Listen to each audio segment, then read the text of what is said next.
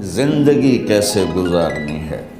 میرے نبی کی زندگی کا دوسرا رخ کہ بطور انسان زندگی کیسے گزارنی ہے، مرد عورت ہے، زندگی کیسے گزارنی ہے۔ پہلا رشتہ جو قائم ہوا دنیا میں وہ ہے خامد اور بیوی، حضرت آدم اور حوا کا نکاح ہوا۔ اللہ تعالیٰ نے عورت کو کمزور بنایا تو پہلے دن سے اس کو عزت اور احترام دیا تاکہ ساری زندگی اس کمزوری سے ناجائز فائدہ نہ اٹھایا جائے بلکہ اس کو عزت دی جائے۔ کہ آدم علیہ السلام کے لیے مٹی اکٹھی کی، پانی ڈالا، گوندھا اور ایک اسٹیچو بنایا اور ڈال دیا۔ جب وہ خشک ہوا اس میں روح ڈالی اور پھر وہ ننگے بدن تھے، پھر ان کو جنت کے کپڑے پہنائے اور جنت میں ڈال دیا۔ اس کائنات کا حسن بھی عورت سے ہے اور جنت کا حسن بھی عورت سے ہے۔ حضرت آدم علیہ السلام جنت میں، لیکن بابے جی دا دل ہی نہیں لگتا، کلے کلے ہی ٹورے پھر دیں۔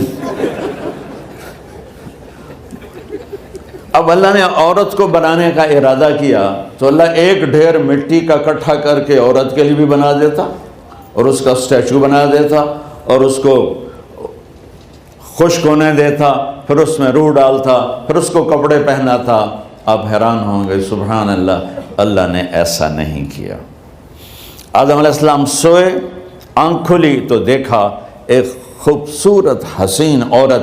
یہ بات اکثر لوگوں کو معلوم ہوگی کہ یوسف علیہ السلام دنیا کے حسین ترین انسان تھے، اور یہ بات شاید کسی کو معلوم نہیں ہوگی کہ دنیا کی سب سے حسین خوبصورت عورت حضرت حوا ہے۔ حوا جن پر بڑھاپا آیا ہی نہیں، 1000 سال کے قریب زندگی گزاری، بڑھاپا نہیں آیا۔ حضرت آدم اور حوا قریب قریب عمر تھی۔ حضرت آدم کی عمر تو کتابوں میں مل جاتی ہے 1000 برس، لیکن حضرت حوا کی عمر کتنی تھی یہ کہیں پڑھنے کو ملا نہیں، اس لیے میں اندازہ کرتا ہوں کہ قریب قریب ہوگی۔ بڑھاپا نہیں آیا، بیماری نہیں آئی۔ اور حضرت حوا کو مینسز بھی نہیں آتے تھے۔ یہ عجیب بات آپ کو بتاؤں، اللہ نے اتنا جنت کا ان کے اندر نمونہ رکھا۔ تو جب حضرت آدم کی آنکھ کھلی تو دیکھا ایک حسن کا پیکر، انہوں نے جنت ہی بھول گئی۔ کہنے لگے یا اللہ ہن دل ٹھریا جا کے، یا اللہ کون ہے؟ کہ تیری بیگم۔ کہ واہ جی واہ، موجاں ہی موجاں۔ تو اللہ تعالیٰ نے نکاح پڑھایا۔ سبحان اللہ، اپنے نبی کی شان دوبارہ سنو۔ تو اللہ نے کہا آدم اپنی بیگم کا مہر ادا کرو۔ تو وہ پوچھنے لگے کیا مہر ہے؟ دیکھو ایک بات سنو، مہر کسی کی بیٹی کی قیمت نہیں ہوتی۔ $1 ہو یا $1 ٹریلین ہو، بیٹی کی کوئی قیمت نہیں ہوتی۔ یہ ایک نشان ہے کہ اس بچی پر اب یہ جو خامد ہے وہ موت تک خرچہ اس کے ذمہ ہے، بیوی کے ذمہ خرچہ نہیں ہے۔ خامد کما کے لائے گا اور اپنی بیگم کو کھلائے گا، اور بیوی گھر کی ذمہ داری نبھائے گی۔ تو خیر وہ الگ بات چلی جائے گی۔ اللہ تعالیٰ نے کہا کہ مہر ادا کرو۔ کہا جی کیا مہر ہے؟ تو میرے اللہ نے کہا تیری نسل میں میرا آخری نبی آئے گا، اس پہ ایک دفعہ درود پڑھ دے، یہ مہر ہے۔ اچھا، شروع دن سے ہے کہ میں نے قبول کیا۔ قبول کیا کا مطلب ہے کہ میں اس لڑکی کو قبول کر رہا ہوں، اس کی کمیوں کے ساتھ بھی خوبیوں کے ساتھ بھی۔ اور جب لڑکی کہتی ہے سائن کرنا قبول کیا ہے، یا زبان سے کہے قبول کیا ہے، تو یہ اس بات کی گارنٹی ہے کہ میں نے اپنے اس لڑکے کو خامد ہونے کے طور پہ قبول کیا، اس کی کمیوں کے ساتھ بھی، اس کی خوبیوں کے ساتھ بھی۔ اور جو ہی شادی ہو کر ڈولی سسرال کے گھر جاتی ہے تو ٹیسٹ شروع ہو جاتا ہے، کی کر دیے، باندھی کے میں، اٹھیں دی کے میں، بول دی کے میں۔ اور اس میں بہت زیادہ نیگیٹو کردار ہے سسرال کا، کئی لڑکیوں کا، چونکہ ہم نے اپنے نبی کی زندگی نہیں قبول کیا۔ یہ واجب ہے کہنا قبول کیا، کہ جس میں پیغام ہے کہ اب میں اس کی میں کوئی کمی ہے وہ بھی قبول کروں گی، کوئی خوبی ہے تو سر ماتھے پر، اور لڑکا کہتا ہے کہ میں اسے قبول کرتا ہوں، اس کی خوبیوں کے ساتھ بھی کمیوں کے ساتھ بھی۔ یہ بات یاد رکھنا، پرفیکشن کبھی تلاش نہ کرنا، پرفیکشن کبھی تلاش نہ کرنا۔ اللہ نے 100 نمبر نہیں مانگے، 51، ایک نمبر اوپر ہو گیا۔ گناہ تمہارے 50 ہیں اور نیکی تمہاری 51 ہے، تو اس ایک پر ہم تمہیں جنت میں ڈال دیں۔ اب کوئی خامند اپنی بیوی میں پرفیکشن دیکھنا چاہے، بیوی اپنے خامند میں پرفیکشن دیکھنا چاہے، ساس سسر اپنی بہو میں، ساس سسر اپنے داماد میں، بھائی اپنے بھائی میں، ماں باپ اپنی اولاد میں، اولاد اپنے ماں باپ میں، جہاں یہ نظر ہوگی تو وہاں لڑائی ہوگی۔ کمیوں کے ساتھ قبول کرو۔ قبول کا لفظ اتنا واجب ہے، تو ڈر تو پھر بہ گئی تھی نا۔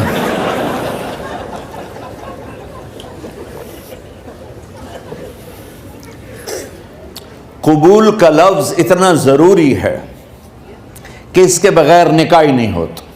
میں یہ کئی جگہ لطیفہ سنا چکا ہوں، اور واقعی قصہ بھی ہے، ایسے لطیفہ نہیں ہے۔ میرے دوست ہیں، ذمہ دار ہیں اچھے، تو ان کے گاؤں کا ایک بچہ چھوٹی عمر میں بسوں پہ جا کے نا وہ جاب پہ لگ گیا، تو اس کا کام ہوتا ہے بس کو صاف کرنا، ڈرائیور کو چائے پلانا، اور جہاں کہیں رش ہو تو اس کو ڈائریکشن دینا، استاد جی کٹ لو، استاد جی آن دیو، استاد جی جان دیو، تو یہ اس کا محاورہ بن جاتا ہے۔ اب اس کا نکاح ہوا تو مولانا صاحب نے کہا بھائی عبد الرحمن، میں فرضی نام لے رہا ہوں، نام مجھے اس کا یاد نہیں، عبد الرحمن زینب بنت اسلم نو تیرے نکاح دیتا 500 مہر تو قبول کیتا؟ تھوڑی دیر سوچ کے کہندا جی آن دیو۔ اس نے ساری زندگی آن دیو ہی سیکھا تھا، تو اس کے بھائی نے اس کو کوئی نہیں ماری، تو کہنے لگا جی جان دیو۔ مولانا صاحب نے کہا آن دیو جان دیو نال کم نہیں بننا، تو آگے میں قبول کیتا۔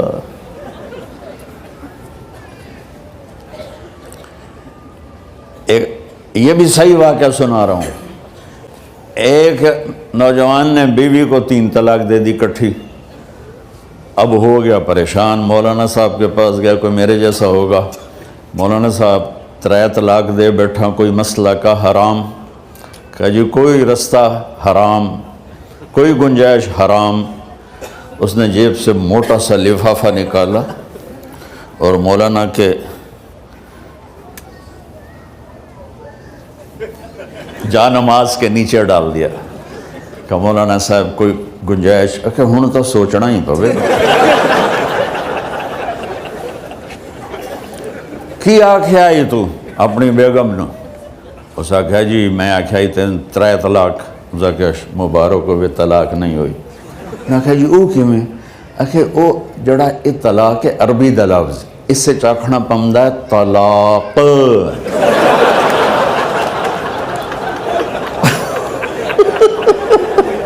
یہ آپ کو صحیح واقعہ سنا رہا ہوں۔ تو تم نے تو چھوٹے کاف کے ساتھ کہا ہے طلاق، او کاف تا کتے آلا ہے،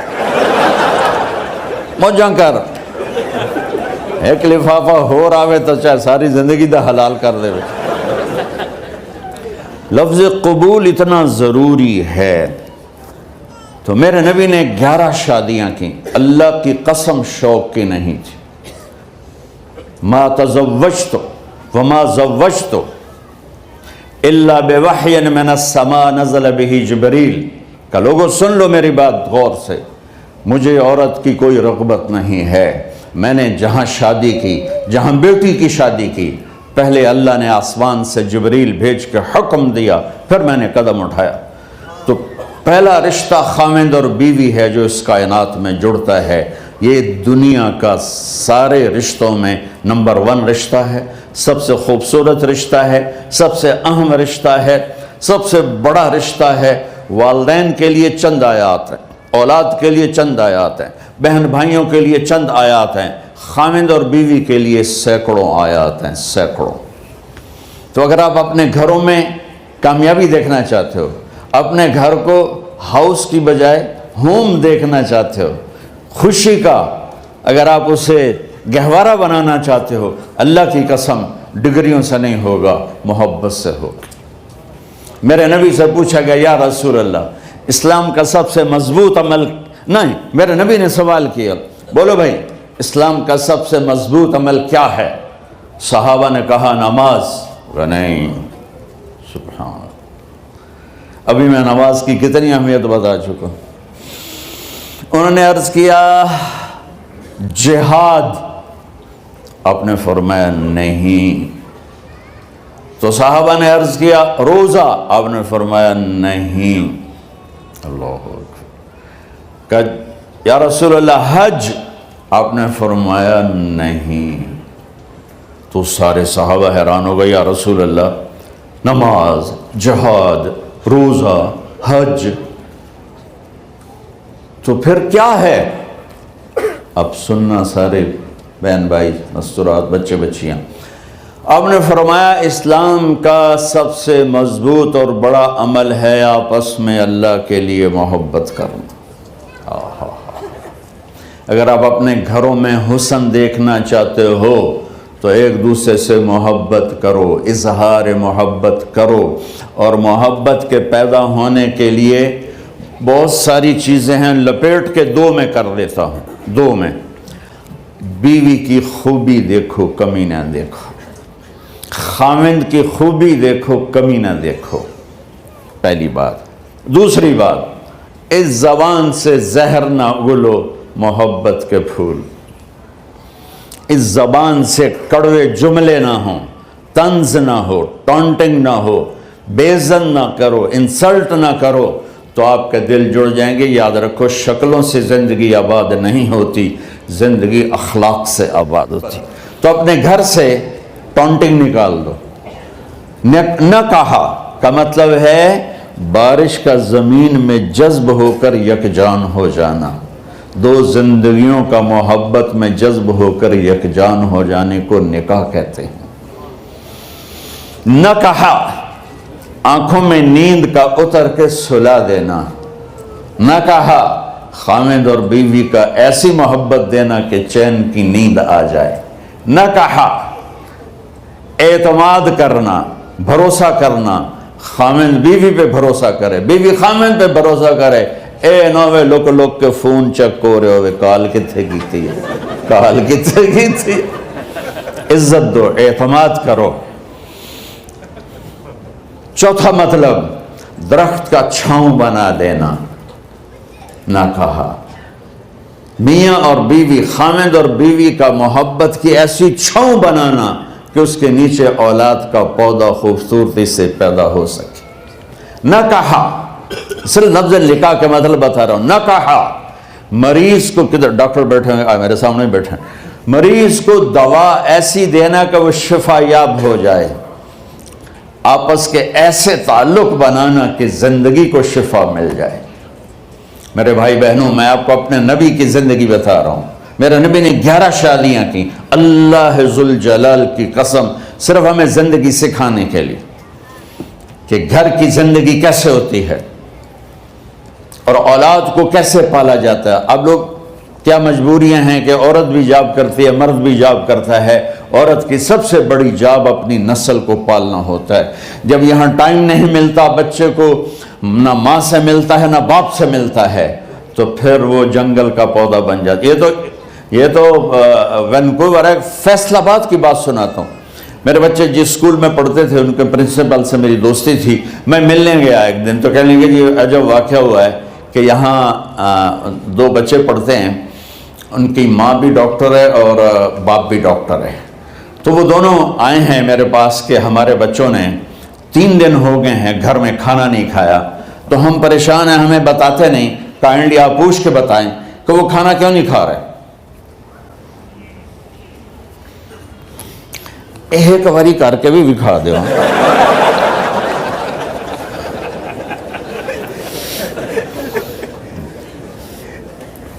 ہمارا دین اتنا خشک نہیں، ہمارے مولوی صاحبان نے زیادہ خشک بنا دیا. تو انہوں نے دونوں بچوں کو بلایا. سننا، سارے فیملیز بیٹھے ہو جہاں میں فیملی کی زندگی کو فوکس کر کے نبی سے جوڑ کے بتا رہا ہوں، طارق جمیل کے تجربے نہیں بتا رہا. دونوں بچوں کو بلایا. بیٹا آپ کھانے کو نہیں کھا رہے؟ کہا جی ہم اپنے ممی اور بابا کے سامنے نہیں بتائیں گے. تو انہوں نے دونوں کو باہر بٹھا دیا. پھر پوچھا اب بتاؤ کیا مسئلہ ہے؟ ان کا سر ہم صبح جب ناشتہ کرتے ہیں تو ہمارے ممی ڈیڈی سو رہے ہوتے ہیں، ہماری ان سے ملاقات نہیں ہوتی.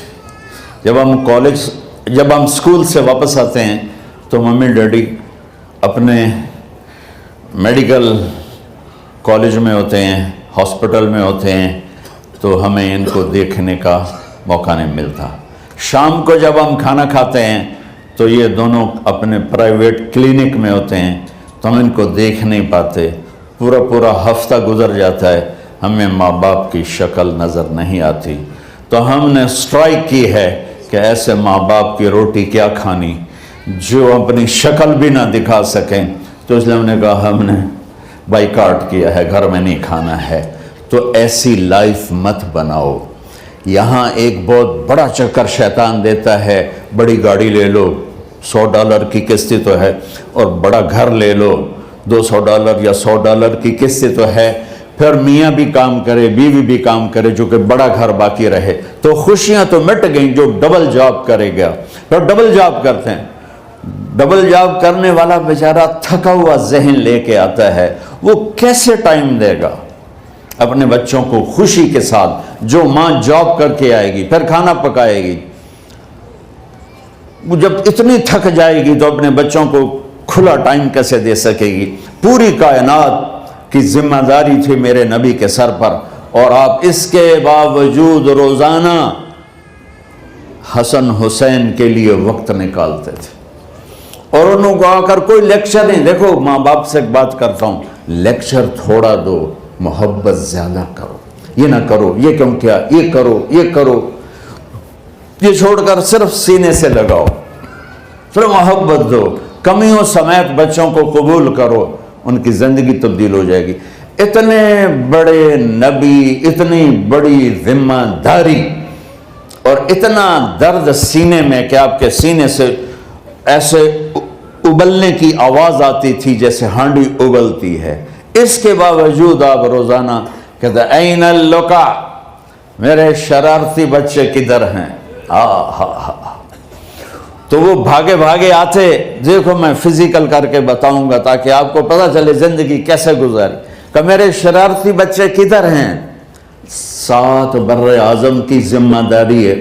اور تھوڑی چھوٹیاں جابن تو تسی کہتے ہو بزی بڑے ہیں، بزی بڑے ہیں. میرے نبی پہ 7 بر اعظم کے انسانوں کی ذمہ داری ہے، اور آخری آنے والے انسان تک کی ذمہ داری ہے. اس سے بڑی جاب کس کی ہوگی کائنات میں؟ اور پھر آپ روزانہ آتے ہیں این اللقا، میرے شرارتی بچے کدھر ہیں؟ تو حسن حسین بھاگے بھاگے آتے. آپ ان کے لیے یوں ہو جاتے تھے، آؤ بھائی میری کمر پہ چڑھ جاؤ. اپنے نبی کی عظمت کو جانو کہ انہوں نے زندگی کیسے سکھائی. چاند کے 2 ٹکڑے کر دینا کوئی معمولی بات ہے، آسمان چیر کے چلے جانا معمولی بات ہے، ایک زندگی سکھا کے جانا سب سے بڑی بات ہے. کتنی اولادیں برباد ہو گئی ماں باپ کی وجہ سے، کتنے گھر اجڑ گئے ساس سسر کی وجہ سے، کتنے گھر اجڑ گئے لڑکی کے بدتمیز ہونے کی وجہ سے، کتنے گھر اجڑ گئے لڑکے کے شرابی اور باہر کی گندگی کی وجہ سے. زندگی سیکھو. یہ اتنے بڑے نبی ہو کر آپ یوں ہو رہے ہیں جیسے میں نے آپ کو کر کے دکھایا. دونوں کو اوپر بٹھا لیتے اور کمرے میں چکر لگاتے تھے، پھر یوں کر کے پوچھتے تمہارا اونٹ کیسا ہے؟ سوال.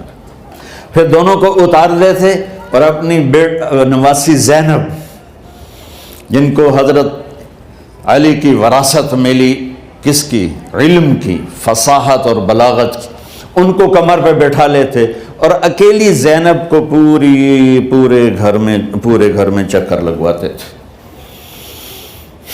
اور بھی دکھ ہیں زمانے میں محبت کے سوا، راحتیں اور بھی ہیں وصل کی راحت کے سوا، کیا صرف کمانا ہی کام ہے؟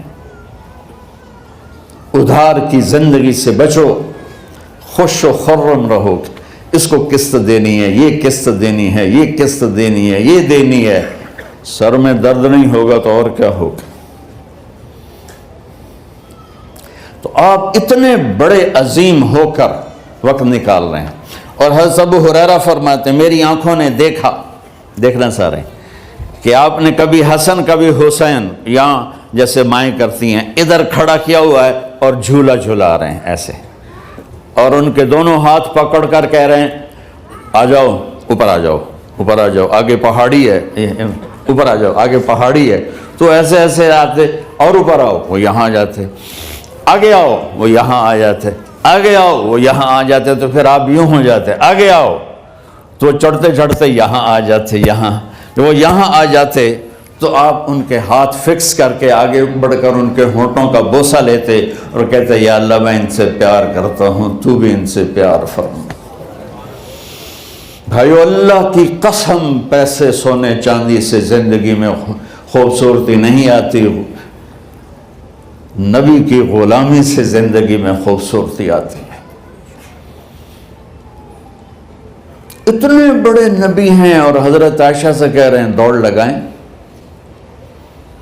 یہاں کسی مولانا سے پوچھو اپنی بیوی سے کبھی کہا اس نے کہ دوڑ لگائیں؟ الٹا سوٹا لے تے کھلو جاوے گا۔ عائشہ دوڑ لگائیں، اور واپسی کہاں سے ہو رہی ہے؟ دوڑ کہاں لگ رہی؟ جہاد کے سفر سے واپسی ہو رہی، اور آپ نے اپنے صحابہ سے کہا سب آگے چلے جاؤ۔ جب سارے آگے چلے گئے اور کوئی نظر نہیں آ رہا تو آپ نے کہا عائشہ آؤ دوڑ لگائیں۔ تو حضرت عائشہ کہتے ہم نے دوڑ لگائی تو میں آگے نکل گئی لیکن ابھی پیچھے رہ گئے۔ کچھ سال گزرے تو پھر ہم سفر سے واپس آ رہے تھے تو آپ نے صحابہ سے فرمایا سب آگے چلے جاؤ، چلے گئے۔ آپ نے کہا عائشہ دوڑ لگائیں؟ کہ جی لگائیں۔ کون دنوں میں ذرا موٹی ہو گئی تھی تو پھر اللہ کے نبی آگے نکل گئے، میں پیچھے رہ گئی۔